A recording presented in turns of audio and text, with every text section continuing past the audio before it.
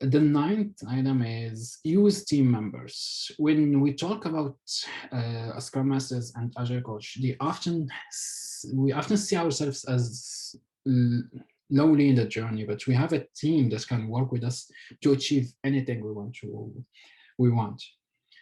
So when you start working with your team, creating and taking advantage of a culture of psychological safety, you will often notice this pattern. This happens in almost everything, and psychological safety is no exception. Some people will get faster to a place where they feel safe and they speak up. Others might take more time.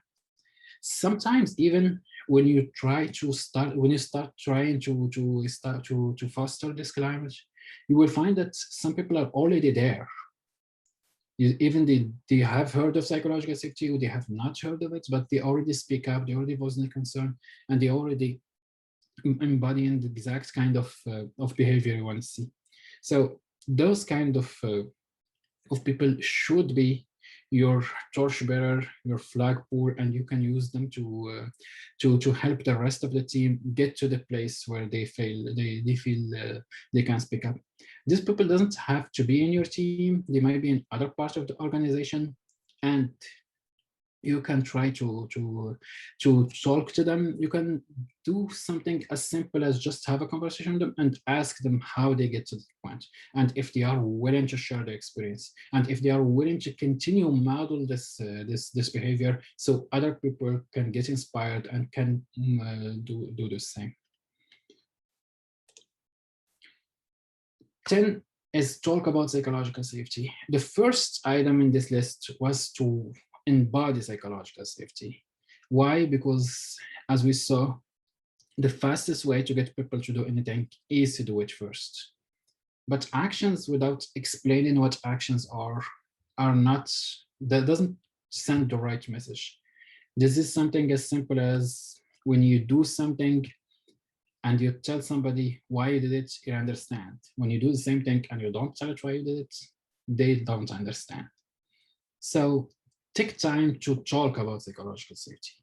Word you're gonna mention that's gonna give context to your action. Don't hesitate to take the chance, anytime you have a chance to explain why do you need psychological safety and what is psychological safety, to do so. This may be something as simple as in a team ritual, and you see that that people are not speaking, and you mention this is a safe place. Don't worry. All ideas are welcome. Nobody is gonna blame you. That is gonna help a lot with getting the team to a place where they feel safe. There is this quote by George Bernard Shaw I like all the time, since I come from a communication background, is the single biggest problem with communication is the illusion that it have taken place. This is something I see all the time. And I notice that good leaders, we might find that sometimes they are redundant and they repeat the same thing again and again and again, but this is good leadership. You are not 100% that people understand what you say, so you have to repeat it again and again. They don't assume that your team know exactly just because they mention it once. Each time you have the chance, mention it again, again, again, again, and mention how it can help the team and how you can achieve it.